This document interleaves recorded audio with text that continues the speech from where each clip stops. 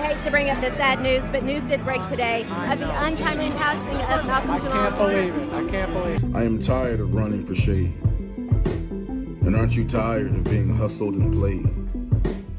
And aren't we all tired of crying about how hard it is to be black in America, even if it looks like we've got it made? Malcolm-Jamal Warner, dead at the age of 54 on a drowning accident while he was vacationing with his family in Costa Rica. The entertainment world was already in shock when news broke of Malcolm-Jamal Warner's sudden and tragic passing. But it was Adam Sandler's emotional reaction that has left fans questioning everything. Absolutely heartbreaking at only 54 years. Absolute great man. I'm so sorry to his wife and his child, too. Yeah. While most stars offered their condolences, Sandler's words stood out. Allegedly, he didn't just mourn his friend. He hinted at something more, something suspicious surrounding Warner's death. We had such good times together. I was probably 18 and Malcolm was probably 17, 16, I don't know. What went down behind closed doors? Could there be more to this story than we're being told? Let's dive into the mystery that has everyone talking. Adam Sandler was all smiles walking the red carpet at the Happy Gilmore 2 premiere in New York on July 21st, 2025. But when the conversation turned to the heartbreaking death of his longtime friend and former co-star Malcolm-Jamal Warner, everything changed. The energy shifted. His voice cracked, and for a moment, it felt like Sandler wasn't just grieving. He was holding back something deeper. In a rare moment of vulnerability, Sandler recalled their early days on The Cosby Show, where he played Theo Huxtable's friend Smitty in the late 80s. Though Sandler's role was minor, Warner treated him like an equal. "Malcolm was so nice to me when I was on the show, and we had such good times together," Sandler shared, eyes visibly watery. "I was probably 18, and Malcolm was probably 17, maybe younger. We would take walks together, pick up food, play basketball, hang out on the weekends, go to parties. He was just real. It wasn't just a Hollywood friendship. It was something genuine, something that lasted decades beyond their brief time on screen together." Sandler spoke fondly of Warner's kindness, his warmth, and his ability to make everyone around him feel seen. He even mentioned Warner's mother calling her amazing, which shows just how close their bond really was. "He was so good to me as a person," Sandler said, pausing, swallowing emotion. "I'm just sending love to the family. Malcolm is a true great person, hilarious, smart, just a great, great man." But then Sandler said something that made the crowd go quiet. "I don't know, man. It just doesn't sit right. Malcolm was careful. He was strong. Something feels off." And with that, the floodgates opened, not just for Sandler's emotions, but for the rising public suspicion that perhaps Malcolm-Jamal Warner's death wasn't as simple as it seemed. At first glance, it was ruled an accidental drowning during a family vacation in Costa Rica. Warner had been swimming when he was reportedly caught in a dangerous rip current. But those close to him, those who knew him well, are starting to ask questions that no one seems ready to answer. We would take walks together, all of us, and pick up food, talk, played basketball, hung out on the weekends, went to parties together. Sandler's offhand comment might have seemed like nothing more than grief speaking. But for fans who have followed Warner's career and know how thoughtful and measured he always was, it struck a nerve. Warner wasn't reckless. He wasn't careless. In fact, he was famously private and extremely cautious when it came to his personal life. He kept his wife and daughter out of the spotlight entirely. Even in interviews, he revealed very little, choosing instead to let his work speak for itself. And yet the silence surrounding the details of his death is almost deafening. As Sandler spoke to Entertainment Tonight, others in the entertainment world began reflecting on Warner's legacy. And something became clear. Malcolm wasn't just an actor. He was a thinker, a poet, a man with something to say. After The Cosby Show, he made a name for himself on Malcolm and Eddie, starred in Read Between the Lines alongside Tracee Ellis Ross, and quietly carved out a space for himself as a director and creative mentor. Over the years, he built a reputation as someone who brought depth and dignity to every role he played. But lately, he'd been working on something even bigger, what insiders now say was a deeply personal memoir, one that, according to reports, may have included revelations about his time in Hollywood and the challenges he faced behind the scenes. It's been difficult for you. Yeah.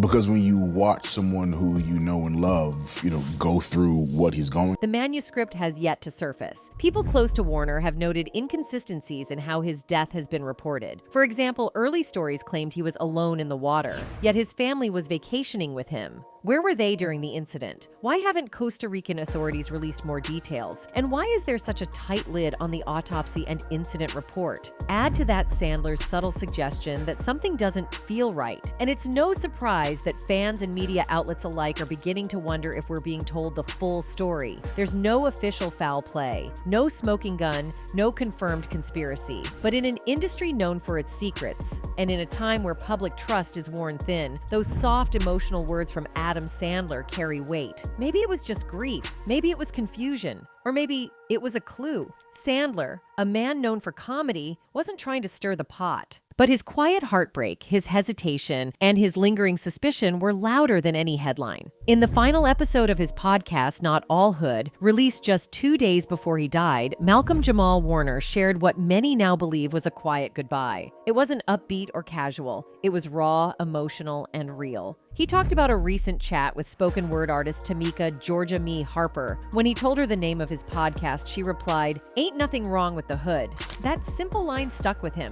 It made him reflect on how the media often shows a limited image of Black culture, focusing only on the struggles while ignoring its richness, beauty, and power. The title is combating the narrative of Black life, Black culture that the media focuses on. He wasn't trying to turn his back on the hood. He was calling out the system that twists its image, makes money off it, and still refuses to truly see it. In his own words, the hood side, ultimately, historically, is what has always created American culture. That wasn't just a side comment. It was a clear message about cultural theft, erasure, and how Black contributions have been ignored, especially in places like Hollywood. Warner also got personal. He talked about how his views had changed over time, especially when it came to the term Black excellence. At first, he felt unsure about it, thinking it was only about fame or success. But everything shifted after he learned that Black soldiers were being left out of the history books at Arlington National Cemetery. That hit him hard. To him, real Black excellence isn't about awards or recognition. It's about surviving. As he put it, Black survival in of itself is Black excellence.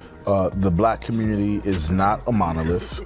There's so many levels and lanes to the Black community, and we wanted to have a space where we could acknowledge, discuss all of those lanes. Just survival. That line hit hard back then, and it hits even harder now, knowing how quickly his life ended. It's almost like Warner had a feeling, like he knew his time was running out and wanted his last message to highlight the truth about Black strength, struggle, and survival. And then, just 48 hours after sharing those raw, honest words, he was gone. Malcolm-Jamal Warner and the fall of America's dad. For many of us, Malcolm-Jamal Warner will always be Theo Huxtable, the funny, down-to-earth son from The Cosby Show. Week after week, we watched him grow up on screen, dealing with school struggles, family talks, and relatable teenage moments. Theo felt like someone you knew, and that was all thanks to Malcolm's natural charm and warmth. But beyond that familiar face, who was the man behind the role? Look closer, and you won't find chaos or scandal tied to him. Instead, you'll find a man who quietly carried a heavy weight, the emotional toll of being forever linked to a show now stained by controversy. While the spotlight burned others, Malcolm chose a different path. No meltdowns, no headlines, just resilience.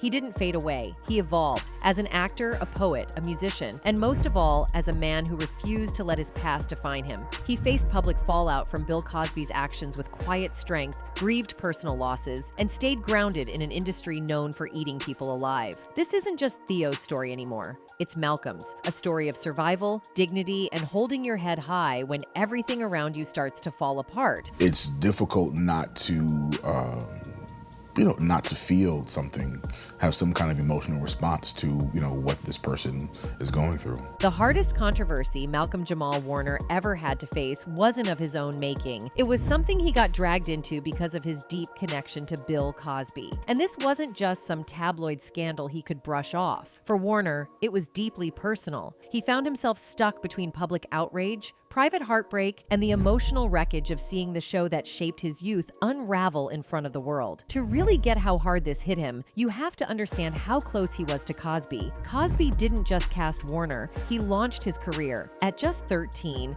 Warner was chosen from a nationwide search to play Theo. On set, Cosby was more than just a boss. He was a mentor, a role model, someone who made a lasting impact on how Warner carried himself, both on and off screen. Cosby's advice stuck too, like his tip not to use trendy slang in dialogue, so the show wouldn't age poorly. Years later, Warner said he realized how true that was when rewatching episodes with his daughter. Their bond wasn't just about TV. It was real, built on guidance, respect, and trust. That's why the scandal hit so hard. It wasn't just about losing a co-star, it felt like losing a father figure. And for Warner, trying to make sense of that betrayal while the world watched was the toughest role he never asked for. My biggest feeling is I feel sad for, just the way this whole, just the way the whole story has come about. When over 50 women accused Bill Cosby of SA, Malcolm-Jamal Warner found himself in a tough spot. People wanted to hear what he had to say,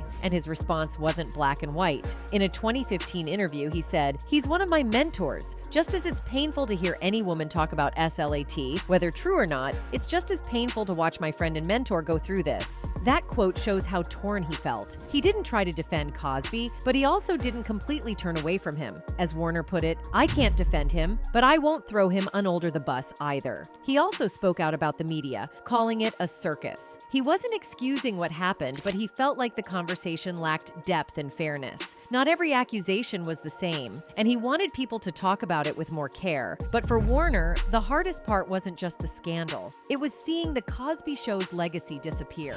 He said it hurt to see the show pulled from TV. For him, it wasn't just a job. It was a powerful example of a loving black family on screen, something America didn't often show. In a few generations, he said, the Huxtables will just be a fairy tale. He also admitted the impact was personal. Losing syndication meant losing money. He pointed out the unfairness too. Other controversial artists like Woody Allen and Roman Polanski still had their work shown, but The Cosby Show was wiped out. "It's literally taking money out of my pocket," he said. In the end, Warner's response showed the emotional weight of it all. He was caught between loyalty, justice, and the loss of something that once meant everything to him. After having had such a long path and long journey, you have something like this that you've got to contend with. Malcolm-Jamal Warner's view of the Cosby scandal changed over time. At first, he admitted the show's legacy was tarnished. But then, a talk with his former co-star Keisha Knight Pulliam Rudy helped him see things differently. She reminded him that the Cosby Show had inspired a whole generation, especially young black kids, to aim higher and believe they could go to college. Warner later said, "Her saying that really shifted my perspective. That conversation changed everything for him. Instead of only seeing what was lost, he started focusing on the good the show had already done. He began to believe that the show's positive impact could still matter, even if Cosby himself had fallen." It showed Warner's growth, how he worked through his sadness and frustration, and came out with a more hopeful mindset. His journey was emotional, honest, and very human. What sets Malcolm-Jamal Warner apart is simple. He didn't fall into the usual child star trap. No scandals, no meltdowns, no tabloid headlines. While so many young actors lost themselves in fame, Warner stayed grounded, and that was no accident. It came down to discipline, maturity, and a clear vision for the kind of man he wanted to become. When The Cosby Show ended, Warner knew he had to shake off the Theo label. There was even a time he admitted he hated being called that, not because he didn't respect the role, but because he wanted to grow beyond it. He needed the world to see that he was more than just a former TV teen. So he rolled up his sleeves and got to work. He directed episodes of Kenan and Kel, poured himself into music and spoken word poetry, and even won a Grammy for Best Traditional R&B Performance. Another nomination came for his poetry album, proof that his creative reach went far beyond acting. He also pushed himself on screen, from comedy, Malcolm and Eddie, to crime dramas, Major Crimes, The Resident, to award-winning series like The People v. O.J. Simpson. Warner took risks, and they paid off. His story is proof that with focus, talent, and grit, it's possible to break free from the child star curse. Malcolm didn't just survive Hollywood, he mastered it on his own terms. Because they were tired of me fighting with the writers about their writing. What makes Malcolm-Jamal Warner's story so impressive is what didn't happen. While a lot of child stars got caught up in scandals or legal trouble, Warner stayed away from all of that. He credits his mom, Pamela, who managed his career and taught him discipline early on. Even in the 80s, Warner was already thinking about his message. In 1988, he wrote a book called Theo and Me, Growing Up. Okay, where he gave advice to young fans about staying carefree and making smart choices. He wasn't focused on being famous. He wanted to be a good role model. Some might say avoiding drama is boring, but in Warner's case, it's powerful. He paid attention to what went wrong for others and made a choice to do things differently. He didn't just survive fame. He grew up with purpose. As he got older, his work became more meaningful. His early book was still connected to his TV role, but later, he created deeper projects. His Grammy-nominated spoken word album, Hiding in Plain View, and his 2017 short film, You Can't Hear Me, tackled serious topics like racism, prison, and deportation. These weren't just hot-button issues. They were personal. Warner has said his father had him study black leaders like Langston Hughes, and that influence stayed with him. Malcolm-Jamal Warner's journey from teen star to thoughtful artist didn't happen by luck. It happened because he chose purpose over pressure and stayed true to himself even when fame tried to shape him. Outside of his career, Malcolm-Jamal Warner faced some deep personal pain that helped shape the man he became. These weren't tabloid stories or public meltdowns. They were private, emotional moments that left a lasting impact. One of the most heartbreaking was the death of his ex-girlfriend and Cosby Show co-star, Michelle Thomas. She played Justine, Theo's love interest on the show. Even after they broke up in 1994, they remained incredibly close. In 1997, Michelle was diagnosed with a rare form of stomach cancer. She passed away the following year at just 30 years old, and Warner was reportedly at her side when she died. Losing someone so young and so close hit him hard, but instead of making it a public story, he dealt with it quietly, with grace and strength. That kind of loss likely helped shape his thoughtful, serious outlook on love, relationships, and life overall.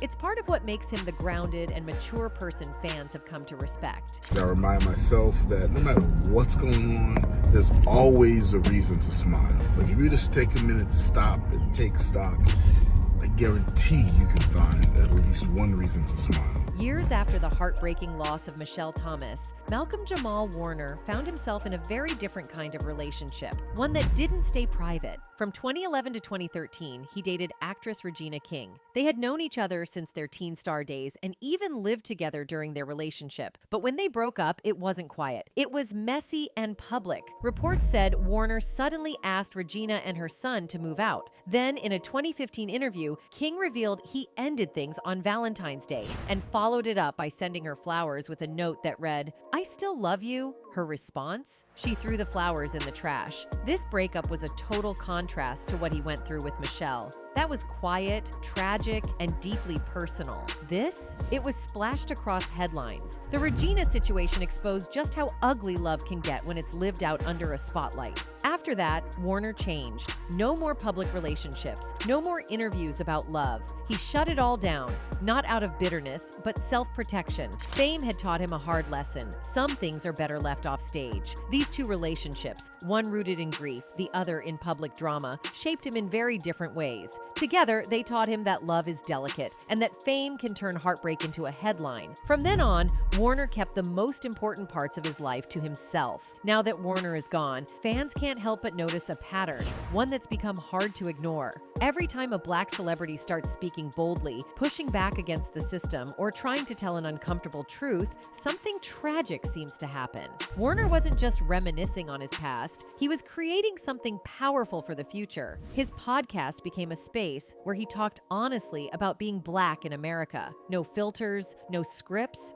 just truth. He used his platform to challenge the status quo in a way that felt personal, urgent, and fearless. And maybe that's exactly why his death hit so hard. What we do know is that Malcolm-Jamal Warner left behind a legacy far bigger than any single role. He was a trailblazer for young black actors. He was a cultural icon. And for those who truly knew him, like Adam Sandler, he was family. Whether or not the truth about his death ever comes fully to light, one thing is certain: Malcolm's story isn't finished. And if there is more to be revealed, it may already be in motion. Because sometimes it's not the facts that make us suspicious, it's the silence. And right now, the silence surrounding Malcolm-Jamal Warner's final moments is speaking volumes. That's it for today, folks. Until next time, goodbye.